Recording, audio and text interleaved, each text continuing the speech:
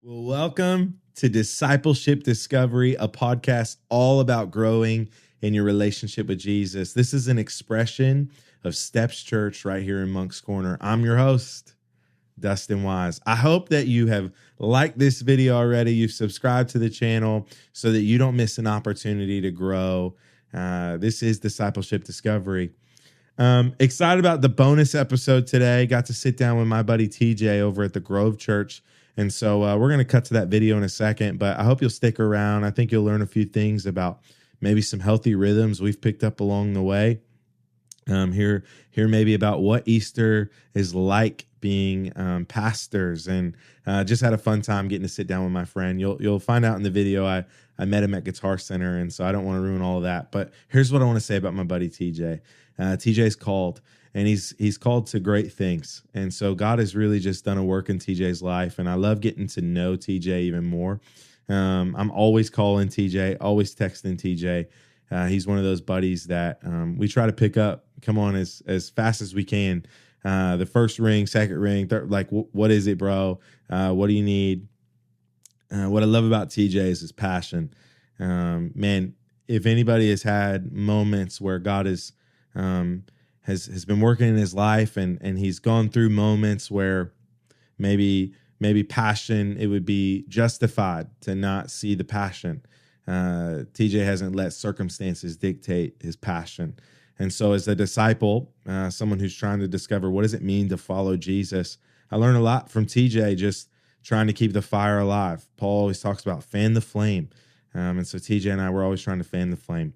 And so love my buddy, love what he's about. He's married to his wife, Amber. They have a legend of a son named Brooks. And by the way, shout out to Brooks on American Idol. Like, I want Brooks to win American Idol for my buddy Brooks. Totally different subject. Has nothing to do with this topic. But hopefully you got something to drink. Black coffee. Maybe you're on the treadmill. Maybe you're driving to work. Whatever it is, I hope this conversation blesses you and that you grow in your relationship with Jesus. We'll see you again soon. Well, hey guys, I'm TJ. I'm the associate pastor at the Grove in Moncks Corner, South Carolina, and this is my friend Dustin. Let's go. We've been wanting to sit down together for a long time and have like a discussion, interview type thing on camera. So first, Dustin, I'll just let you. This is going to go out to both churches, by the way. So, come on. So we might kind of say things that our own church people might know. Okay. But keep in mind that we're cross-pollinating this video to two separate churches. So Dustin, why don't you tell us about yourself? Who are you? Let's go. Well, first off, thanks for letting me be here. Love the invite. My name's Dustin. I'm from here in the Low Country, born and raised in Charleston. We moved to Moncks Corner. We have since then had Steps Church, but we didn't meet in Moncks Corner, did we, TJ? That's right. We've had a lot of moves since then, so we'll get into that. But yeah, man, happy to be here. Married to my wife Danielle. We got two beautiful girls, and we're living the dream, bro. Living the dream. I love it. And for those at Steps Church who might not know me, I'm TJ. Like I said, associate pastor at the Grove. Primarily the worship leader. That's what you see me up front doing most of the time. Preach from time to time. I kind of do everything, like a utility player in baseball. Come on. My ministry career is it's been all over the place, bro. Yeah, bro. But here we are, and I'm married to my awesome wife Amber, and we have one kid. Let's go. He's a 2-year-old boy, and he's a miracle. He's like a jackal, bro. He is a miracle. He is a miracle. He's like a jackal. He's so crazy. I love that. And so here at the Grove, we do a weekly podcast called Along the Way, where me and David, our lead pastor, break down different things that maybe we've been preaching about or a book that we've been reading.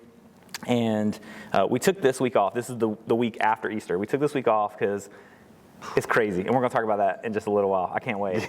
But Dustin brought up, like, last week, David and I started with embarrassing stories, and you said you had one you wanted to share. Oh, yeah. So I love that you listen to the podcast, first of all. Yeah. But what's your story? So I wanted to be prepared, and I try to stay up to date. But shout out to David for making you go first with the embarrassing story. So this is fourth grade Dustin. Mm-hmm. There's a lot in this picture that we were looking at. There's my dad and mom have lived in the same house my entire life. So shout out to them for putting roots down in North Charleston, in the ghetto. But that's where I'm from, so I can say that.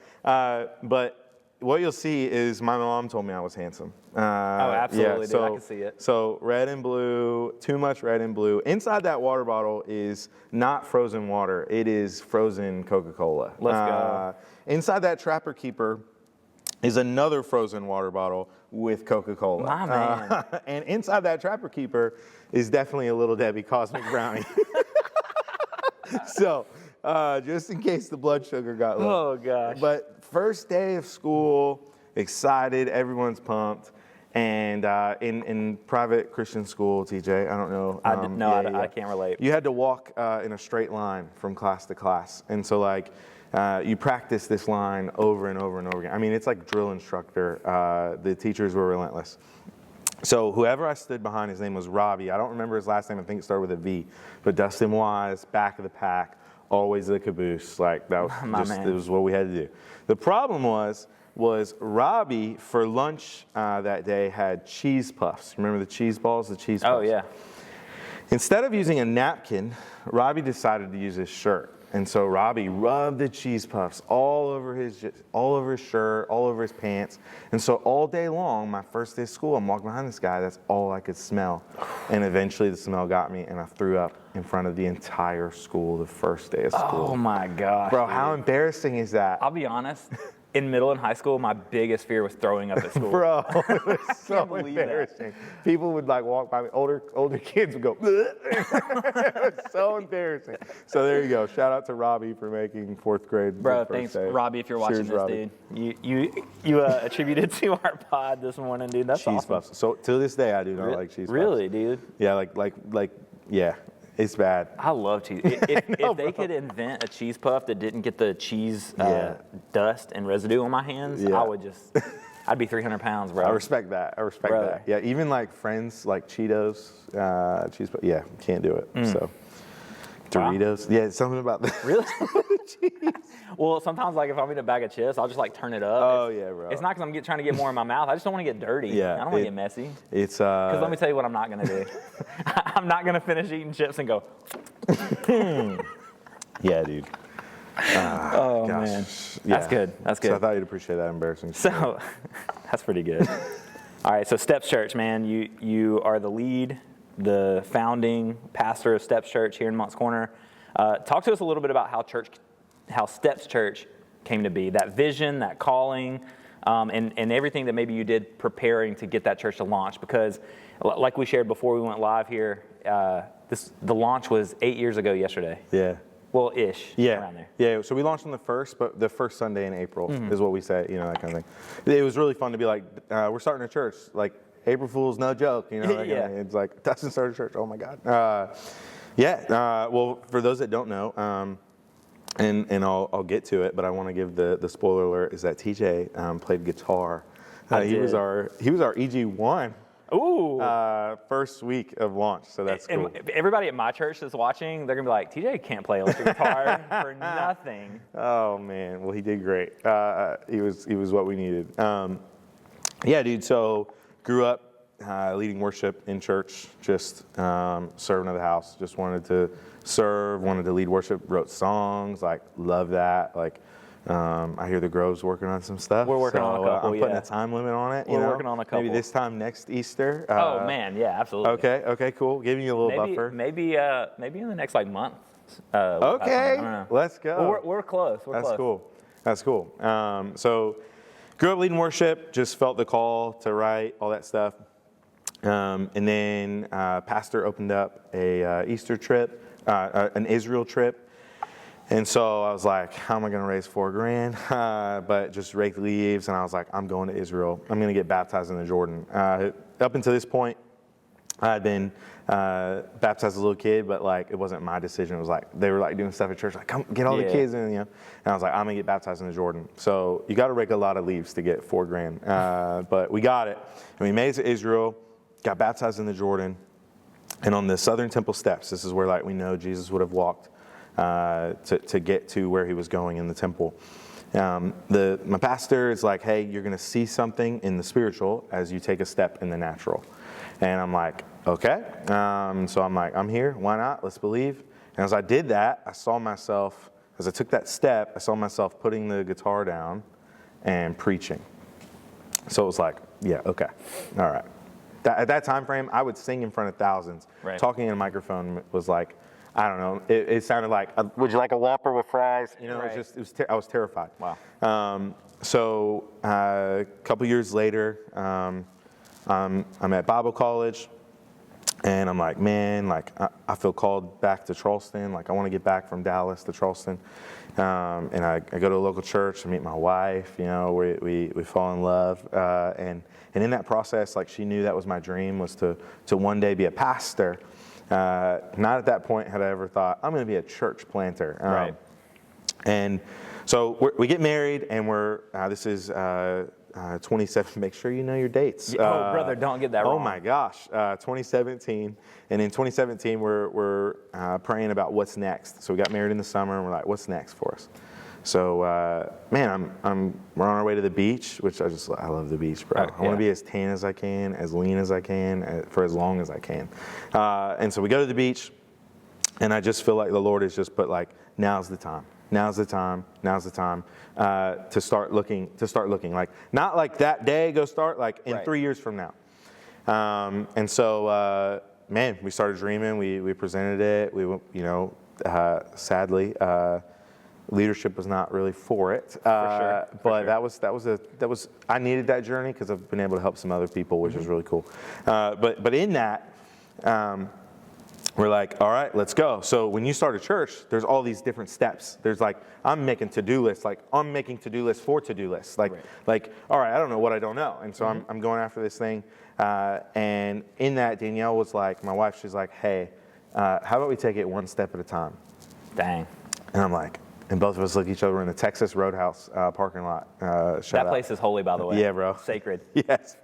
Like, give me the peanuts. Give me the steak. Yeah, solid. So we're there, meeting my family, and she goes, and we look at each other, and we're like, we think that's the name. And so that's where Steps Church came from. The Temple Steps, taking a step. Everyone's got a step to take. It preaches. Sure. So we launch Easter Sunday, 2018, April 1st. But before that, you know, you're getting your team together. You're trying to get anybody and everybody to help you out. And so I go into this store that I'm just going to be honest. I'm not ever going to seek a sponsorship from. You might know it very well. Guitar Center. I don't think... I have very fond memories of Guitar Center. So that's great. Can I interject for a second? Yeah, go for it. So my background is mostly student ministry. Come on. I went through some life issues, and that's another podcast for another time. Yeah. I took a couple years out of ministry. Okay. But I was employed by Guitar Center. And in walks Dustin. Go ahead. Okay, cool. Go ahead. So I'm getting chords that I didn't know the name to. I'm getting all kinds of things, and I just felt like I walked past TJ, and if you walk past TJ, you know he's got a calling on his life, right? And so I just felt like the Lord was like, you need to ask him to play guitar. And I'm like, really? like this guy? All right, cool. So I go, hey man, do you play guitar?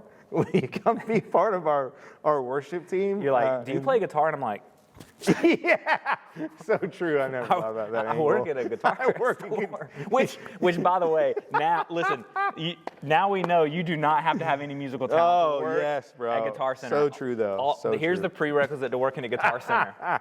Can you offer the pro coverage? Oh my gosh. Anyway, all right, sorry. Good. Go ahead. So good. Would you like pro coverage on these $5 strings? Yeah, dude. So good. Okay. So I see TJ and I ask him, I'm like, will you come, hang out? Just be a part of our team. Like, no audition necessary. We're so desperate. And he said no. And I think I came in like another day later, and I got your email. I think either I got your email or I emailed through the store. Like, bro, I was stalking. I was trying to get you to be a part. It was several times. Yeah, it was. And finally, I guess he was like, yeah, I'll do it. So yeah. I think I was just giving you the line of like, I don't know if I want to get back involved in a church again. And I just went through a divorce. I probably shouldn't be in a leadership role. And you were like, bro, we're starting Steps Church for people with your story. Yeah. And that really kind of, I think, broke the barrier for me to like at least wanting to see what you were about. And then, you came in 2 or 3 times. But the last time you came in, you were like, because I had been saying, I'll think about it. The last time you were like, all right, bro, I got to know. Yeah. You going to play or not? And I was like, all right, I'll play. Let's just see where this goes. I remember that. That's cool. And so Easter Sunday, launched. We had full band. That was cool. It was awesome. That was fun. And man, a month in, we find out that they're going to sell the theater that we've bet the farm on. So we're going to, this is the theater in Park Circle. Yeah. I don't know if you said Park Circle. No, that's great. We launched in North Charleston in Park Circle at the South of Broadway Theater. And so they were so gracious. They were letting us, but they didn't know that their building was they were renting. Right. So their building gets put up for sale. So now it's like, oh my gosh, we have no money. We need somewhere to meet, and I don't want to go through the portable side again, and this is tough. So we found a place on Otranto in the Otranto Shopping Center. So it was just inside North Charleston, almost into Goose Creek. It was a big move to where we're at. So we get this building, which was really cool. It was awesome. We were able to do so much to it. Another church had been meeting in it. It had ceiling fans. That's when it was good. The Spirit was moving. That's right. And so then we did all that. Well, there was this dark age called COVID, 2020.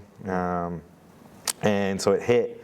And so now it's we're spending all this money for the lease. We're we cannot, this is crazy. We don't need this building right now. God's got something bigger. So in this journey, I met one pastor who would say, there's a church in you. His name was Henry Simmons. He's the Berkeley Baptist pastor right down the road. And so in that, he just was my confidence booster.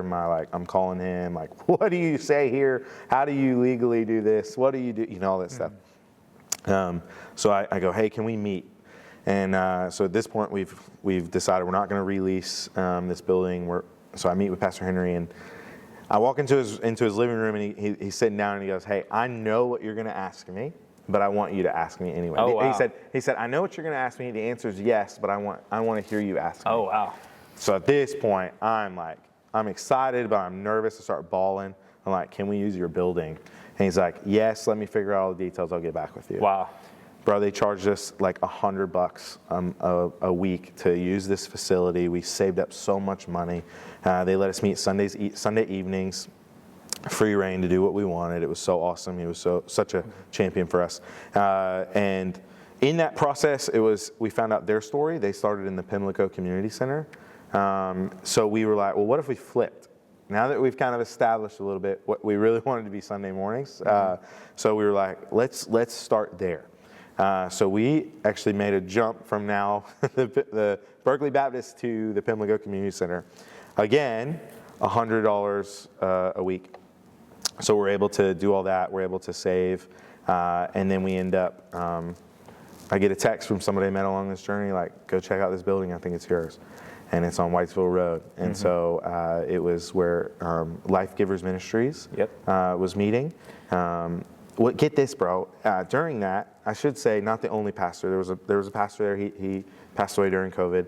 Pastor Paul. Pastor Paul. Before we launched the church, we went on a church tour. We just started looking at churches. I had no idea that was the church that I visited before we launched until I was in that building looking at we want to lease this place. That's amazing. And so, isn't that crazy? It's crazy, the story that God is writing way before we know that it's being written. Yeah. And our stories were, intertwining back with the Guitar Center days and that. But here at the Grove, when Life Givers unfortunately closed, there are several families from that ministry that now worship here at the Grove. Very cool. And so I got to tell them, hey, one of my best friends at Steph Church, that building that you guys saw so much good spiritual stuff happen, that legacy is continuing now through Steph Church. Dude, and I heard it said like this. It might be Mark Batterson. He was like, God's always writing a bigger and better story for us to step into. Well, I took it, made it mine. So I agree. And to the life givers that are there, we wanted to carry the legacy. So there was things that we tried to keep. There was wood on the stage. We were let's repurpose it. Let's put that in our coffee lobby area. That kind of thing. And just different things that we tried to do to honor. Because they sowed, they toiled, they labored.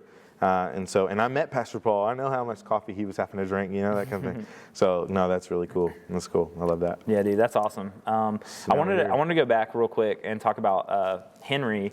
telling you could use his space. And so you got to think, he's at Berkeley Baptist, an established Baptist church, like literally, like I couldn't throw a football and hit it, but it's like right down the street from where we are. Throw right a football, skip a couple times, pick it up there again. So he like allows you, a church planner, to come in and use their facilities for an entire different church experience on Sunday nights. And like me and you sitting down and having this podcast, or I don't know if we should call it a podcast or interview or whatever right now, Steps Church, The Grove.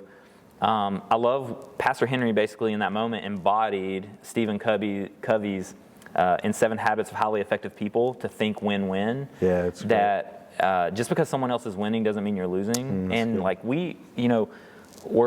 every church is non-denominational these days. Even though we do have ties, but to see a deeply denominationally tied church say that we want to give life to this other church, like to see churches collaborating and working together, because at the end of the day, like we're all on the same team, we all want the same goal. It's good. And I love that. That's a cool testimony for him and the life of Steps Church. Yeah, and that's not the normal. No, not at all. Which is sad. But I think I'm finding people that will do that, and it's been really cool to be able to even help, church planners that have come through the doors since then, to be able to kind of, okay, I was taught that, like I was shown that, like let's show it now. So very cool. Yeah, very cool. I think I have to like check myself sometimes though, because I see all of these mega churches from even outside of our state coming like to Somerville, because it's one of the fastest growing areas in the country.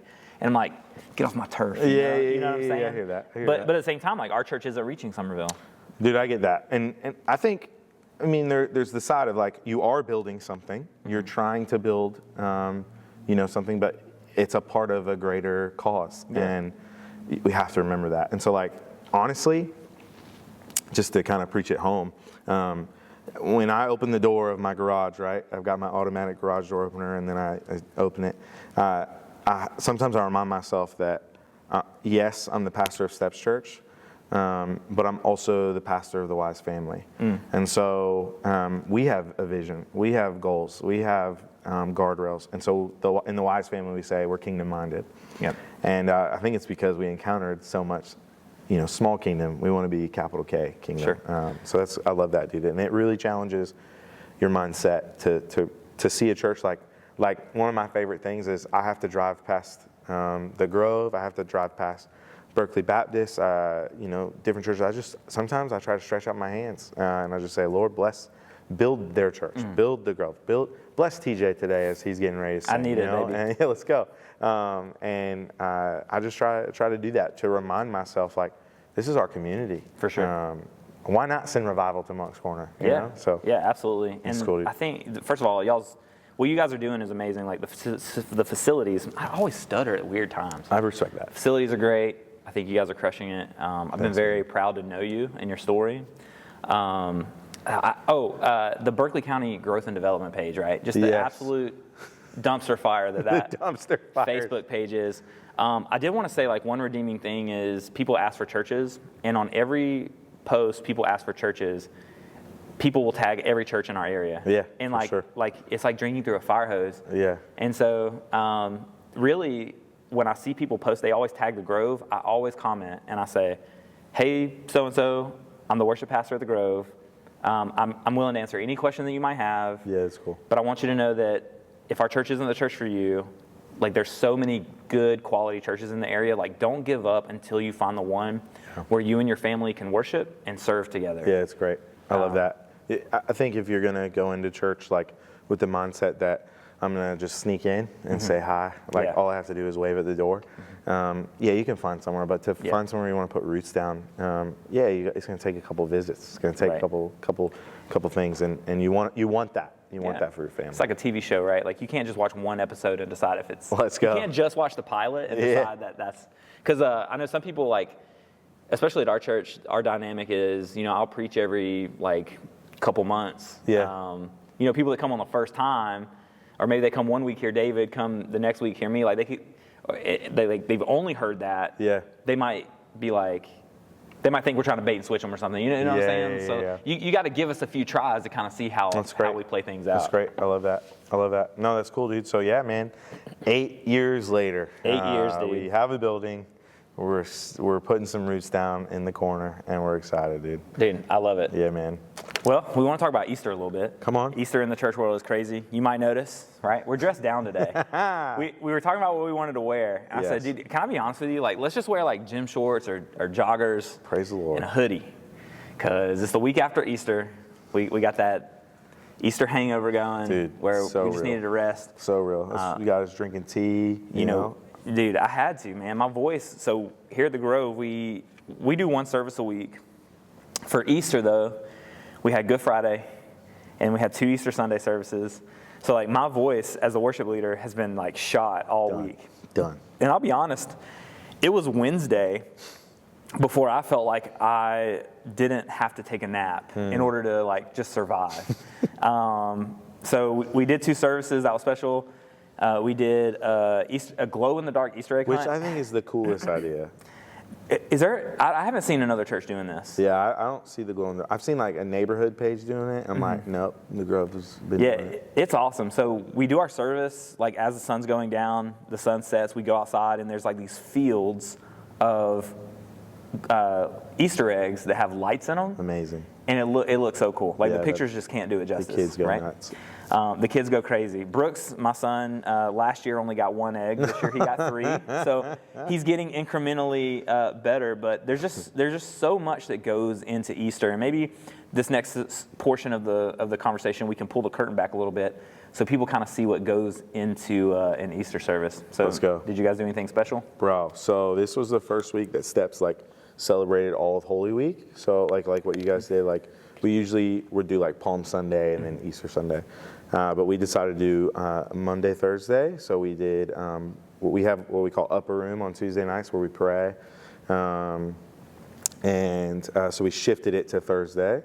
So we just do like a prayer night. Then Good Friday we did. I had a buddy send me like a creative writing, and it was like it was titled "He Stayed," and it was just like it was in-depth detail of what went down on the cross, like stuff that maybe even struck me. And I was like, bro, can we use this for Good Friday? So for Good Friday service, we had it like where people were talking in the lobby, but like it was reflective in the sanctuary. It was really cool for me. I've never been to a Good Friday service other than like a big production, so it was fun. And then Easter Sunday, and so Palm Sunday was the egg hunt, but it was in the light, not as cool as the golden. Bro, that's still cool. But still cool. It was very fun. It kicked off the week, and then Easter Sunday we had our service. So, but during all of that week, I probably called you 100 times, right? That's okay. So that was cool. I answered 99 of them. I would say 99.8, yeah. Because I can call TJ and be like, bro, what would you do here? How do I get ProPresenter to show my timer so that nobody falls asleep during my message?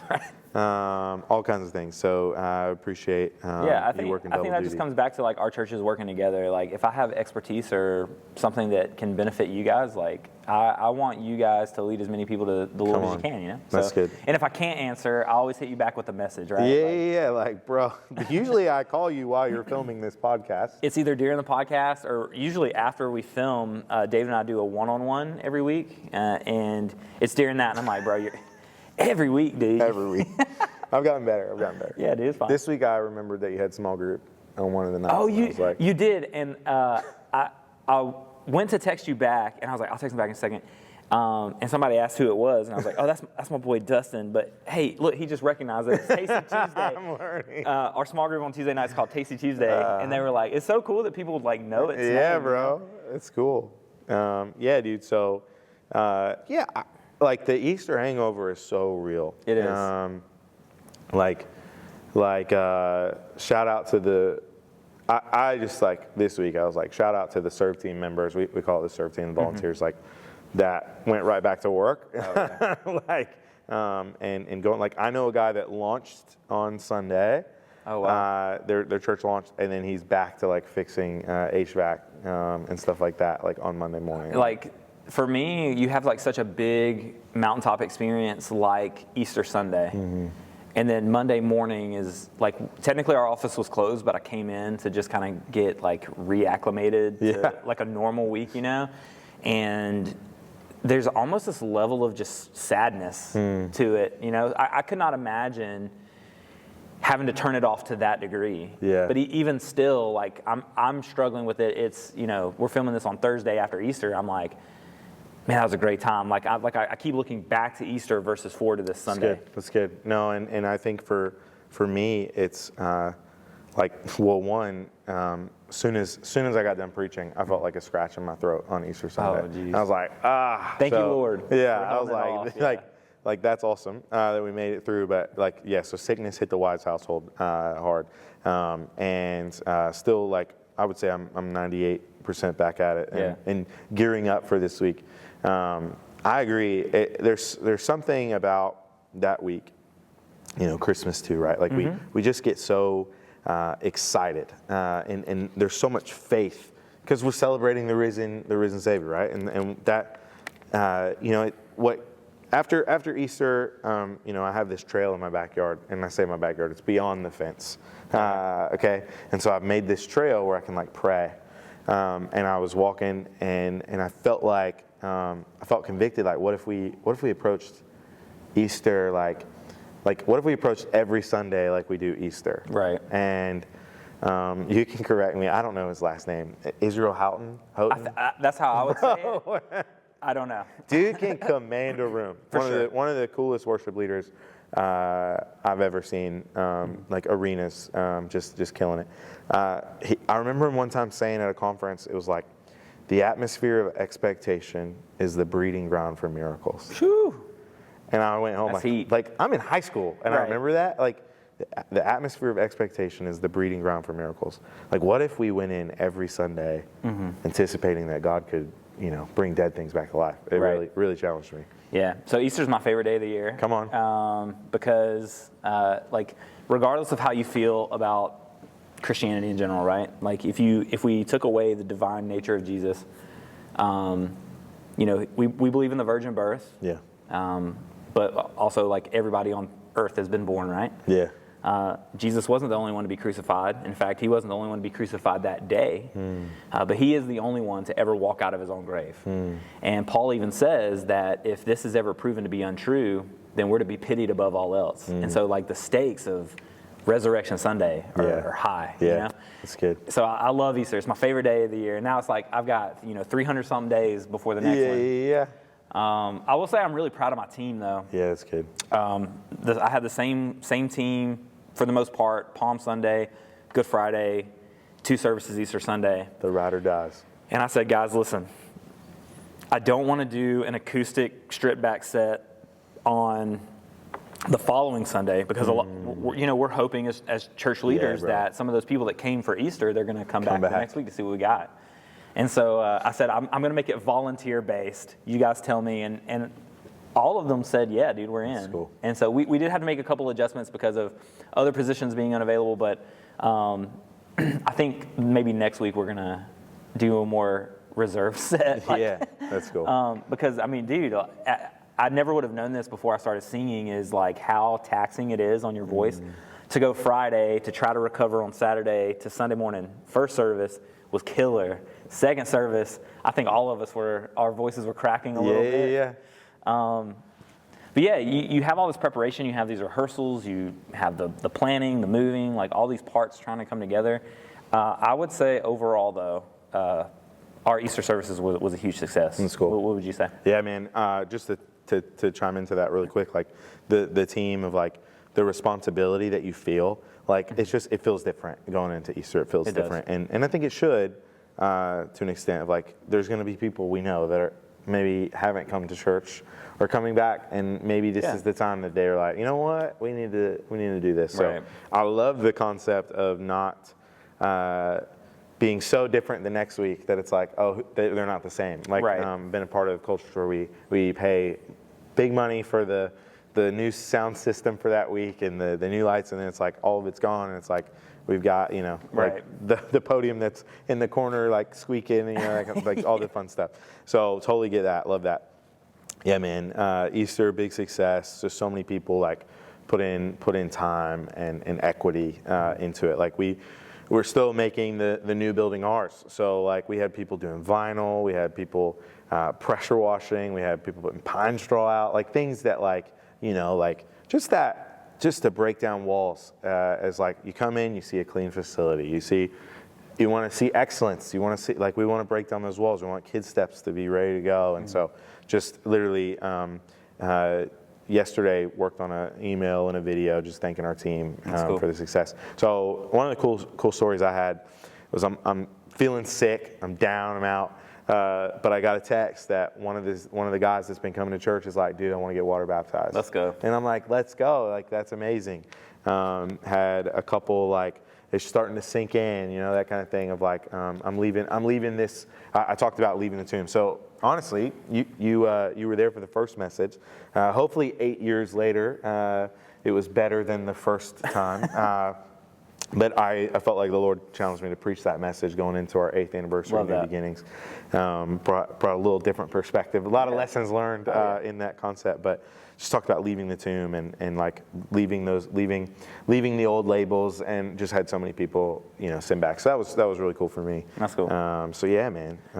So the week after Easter, right? Like we did all this. It's done. It's over. We're putting it to rest. How do you recover the week after Easter?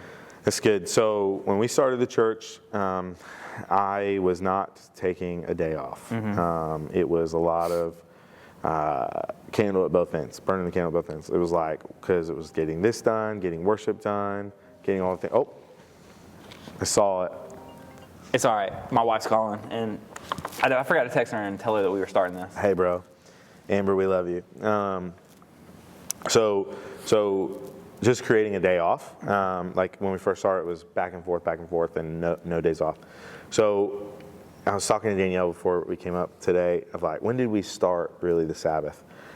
So 3 years ago, we started trying to have a Sabbath. Okay. When you go from no Sabbath to trying, it is a hard discipline for sure to establish. And I would say that first year we failed miserably. I read a book called 24/6.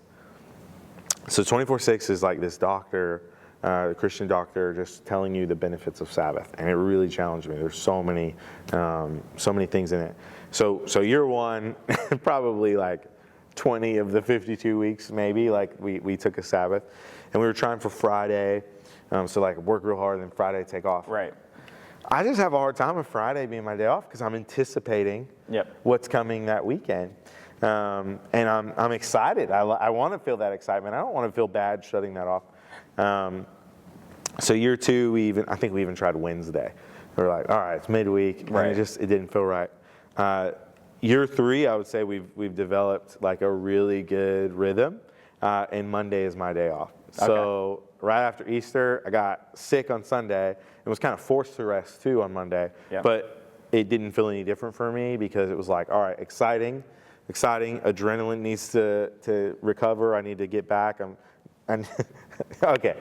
Full disclosure. Oh gosh. After Easter, we went straight to McDonald's and I ate a double quarter pounder. Dude, that's my go-to, bro. If I need to eat my feelings, it's a double QP with cheese, no pickles. Let's go. I had everything that it offers, and then took a nap. So Monday we Sabbath, and man, that has really changed my perspective on a lot of things, for sure. Yeah, I was gonna.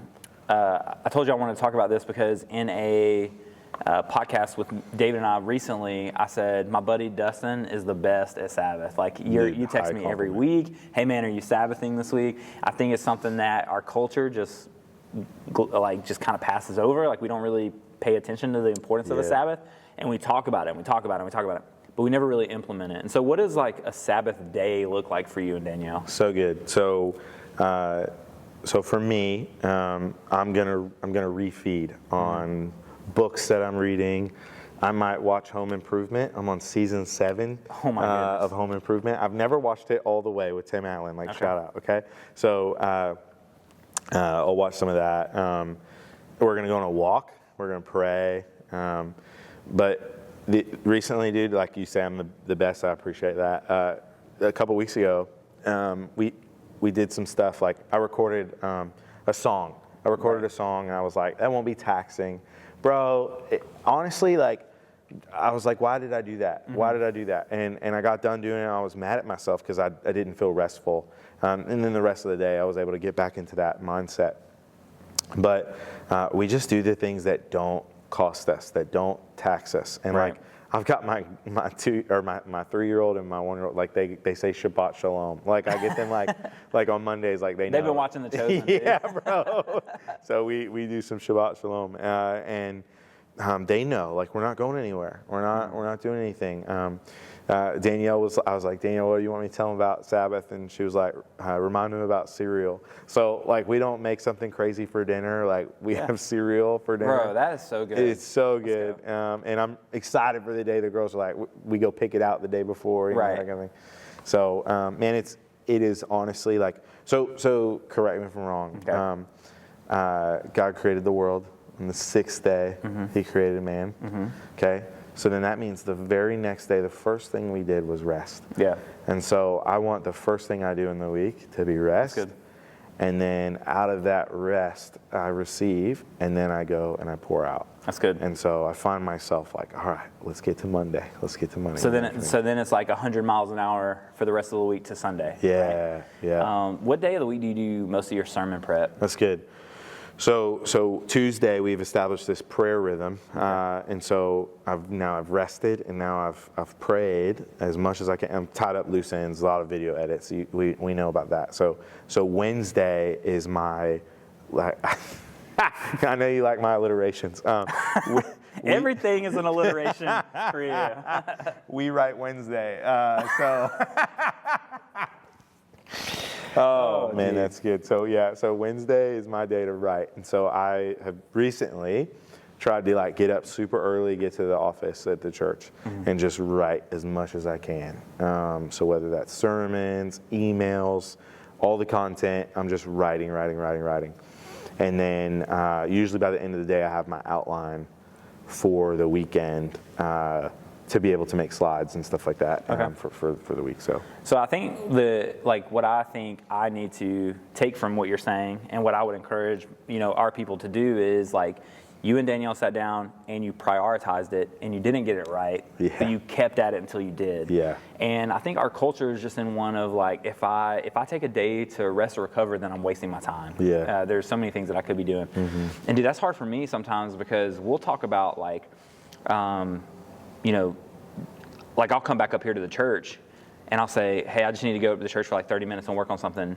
But if I let my mind keep working, there is always something to be done. There's always something to be written. There's always something to be cleaned or organized or like, like church work. Like you never, I love our next gen director, Jennifer, is kind of learning this. This is her first season in ministry. Cool. And she's kind of learning that like, you don't turn it off, but you have to, you know? You're going to get a text at 10:30 at night. You're going to get a call at random hours, or but you have to intentionally turn it off, or it'll always be on. And like you said, you burn the candle at both ends for too long, you're going to burn out. Dude. And I've seen so many pastors burn out. Heroes. Yeah. Heroes burn out. Dude. And chiming in, so Greg Laurie, great pastor. He said, I don't believe in burnout. And I was like, whoa, okay, let's listen to this podcast. Yeah. And he just talked about, like, if you do the things you're supposed to, like, God has established it where we can, and he's been doing it a lot longer than I have. So I'm like, all right, cool. Maybe even my voice of like, what am I saying and speaking out? Like, all right, I'm not gonna get burnt out. I'm gonna Sabbath. I'm gonna read. And like you said, like trying it and figuring out what day works for you. What, like right now this season, Monday works. And so, and honestly, like the people that love you are going to respect that. So like my voicemail now says like, hey, if it's Monday, I'll get back to you on Tuesday, unless it's an emergency. Yeah. And people have different definitions of emergencies, right? And so. Yes, but that's something that we've been talking about a lot lately. Yeah, bro. Like, what is actually emergency? Yeah. And just trying to figure out those different things, but establishing that boundary of the voicemail. That's already half it's like people listen to it and they're like, oh, okay. And it's not like, hey, I'm better than you and I'm off today. It's, hey, it's just Monday. We take off to spend time with our family. Yeah. And if you need me, like I'm here, but that kind of thing. Yeah, So. I love that it just like gets to the point. It's like the Blake Shelton's first #1 hit, Austin. Okay, right? come on. If you're calling about the car, I sold it. Let's go. Let's go. P.S. If this is Austin, I still love you, dude. It's so good. No, I love that because it's just to the point, That's good. And I think one thing that we don't always do well in ministry is set those boundaries. Yeah. And, Like I've gotten mad at myself. There's been times where I'm at my computer, ProPresenter is not working or something's not working. Typically, Yeah. And I find myself calling you. I'm like, dang it. Like I want to respect that. And so there's been times where like, hey bro, like I Just got call you. me. But I'm like, man, like I'm trying to help you establish it because I know that when TJ's good, I'm going to be good because now I can draw from something next week, that kind of thing. For sure. And so I've been trying to respect that. Well, I enjoy helping you navigate ProPresenter. Yeah, bro. It's definitely not my favorite. Like yesterday, I was like, I might have to drive over there. Yeah, I don't think I can figure this out over FaceTime. You did great. Yeah, we got there. I always had a name to your church consulting business, like Stone Church Consulting, LLC, all kinds of fun things. I mean, I can help you with the basic stuff. You kill it, bro. But yeah, man, I appreciate you having this conversation. Just kind of really just thrown together interview to kind of hear from you and. Yeah, man.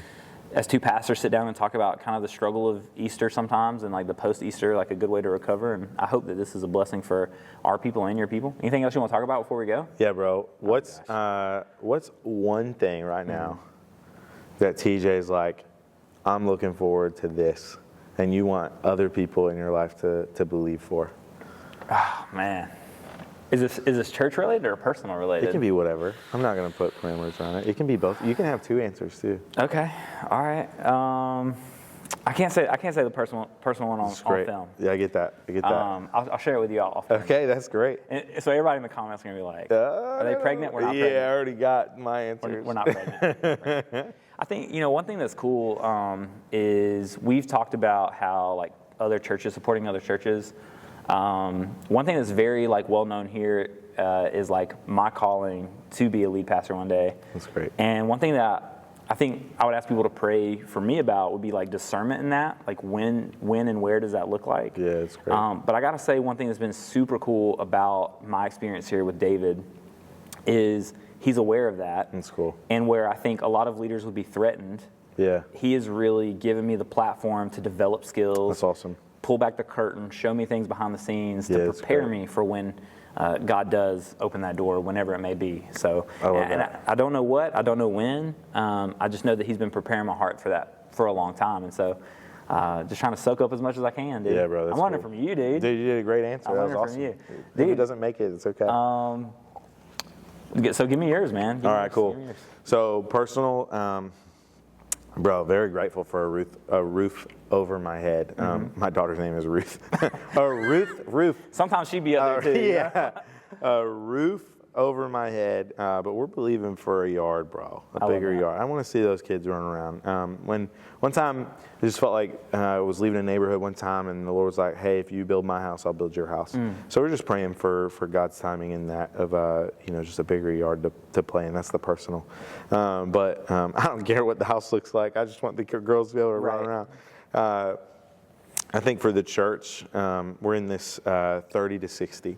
So we're believing for 30 disciples, not just 60 people. Because if 30 people become disciples, so the 60 will take care of itself. And so we want people to grow deep roots. And so I'm just believing for deeper roots. And there's some people who have really just taken that challenge or running with it. That's cool. Very excited about it. So just praying that God would build up even more leadership in our church, but just because we believe we have bigger dreams, bigger stories to step into, right? Yeah, and so, for sure. But thanks for having me, man. It was very fun. You're crushing it, dude. Thank Let's you. go. I appreciate you. Love you, dude. All right, guys. Thank you guys for watching. We'll see you soon. Well, I don't know. We should. I feel like we should do this again sometime. Yeah, I want to be on with David too, because I want to ask David questions. Would that be fun? Yeah, I think You so. think he would let me do it? Yeah. What do you mean would he let you do it? I don't know. I just want to make sure he would let me. Right now, he's out, so I know that I get the spot. He might be here, actually. He's coming in later. My wife this morning. Let's film round 2. My wife this morning. We'll just change shirts. Yes. This morning, I was like, yeah, I'm filming with Dustin today. And she said, man, David's going to roll up and see y'all filming. He's going to be like jealous. Like, you guys are. I was like, I'm not replacing David. We just doing something a little different, doing something Bro, fun, don't sleep on David's bicep either, bro. Yeah? David's got some big biceps. I saw him taking the drink the other day of like, I don't know what he was drinking, a little creatine and some protein. It's always coffee. Okay, This well dude done. drinks more coffee than like a camel drinks water. Okay, dude. he's hydrated. And dude, I just asked him, like, does it not affect you anymore? Because if I drink coffee after a certain time, like, I'm just laying in bed. Yeah, just dude. like looking at the ceiling awesome. fan, dude. That's awesome. Nah, bro, he's always drinking coffee. That's amazing. I love it. That's great. But it's always black, too. He doesn't doctor it He's up. a You grown man. He's a grown man. He's a grown man. Oh, man. One time. I'm back to black coffee. Dude, one time I do, too, but I brew it in like a V60, so it's like a pour over. Let's go. Anyway, it's just trendy. It's not cool. One time David had like a water bottle. We were doing like a walking group or something, and he like put his water bottle down, and I said something to the extent of, "Oh, I bet his water bottle's filled with coffee. I bet he doesn't even drink water, dude." I've never seen him drink water. Was it coffee? No, it wasn't. That'd be amazing. He survives off of coffee. Hey, sometimes you just gotta get the caffeine.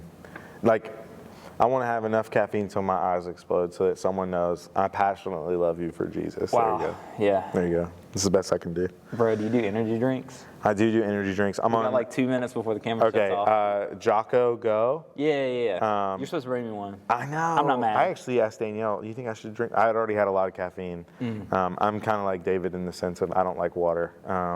I have a discussion with God when I get up to heaven of like, hey, can we talk about the whole water thing? Could it not have tasted like Baja Blast? Yeah, bro. Yeah. Baja Blast 0 at Taco Bell. Yeah. Really? No, dude. It's so good. Give me the fully loaded Okay. Baja Blast. What is your go-to Taco Bell order? I guarantee you this is the stuff people want to see. I agree. It's either 2 cheesy double beef burritos with no rice. Okay. Or I've been trying new stuff, and I dig the quesadillas. I think Okay. The quesadilla slap. Yeah. Put a little mild sauce on it. But tell me why 2 quesadillas and a Baja Blast is $17. Yeah, bro, dude. crazy. I used to pay the 69-cent for a beefy 5-layer burrito and inhale it before I left the parking lot. What's your order, yeah? So beefy 5-layer, chalupas are always good, but the Crunch Wrap, supreme. Classic. You gotta go with the Crunch Wrap. Classic. Supreme. And a Baja Zero because I don't want to drink my calories. That's fair, dude. That's I fair. want more that they offer. Bro, I'm like pushing Brooks like we're going on a walk through the neighborhood, dude. I look to my left, there's Dustin shirtless. Dude. I was like, I told you, as tan as I can. brother, just Every time he found Jesus, he was on the side of the beach, talking to somebody. He was a beach bum, bro. he probably had a shirt on. I mean, we don't know. It never said. Oh my gosh. 8-pack abs, guaranteed. We're definitely the conversation's evolving, but I think that's a good place to cut it, man. Thank you guys so much for watching. We'll see you guys soon.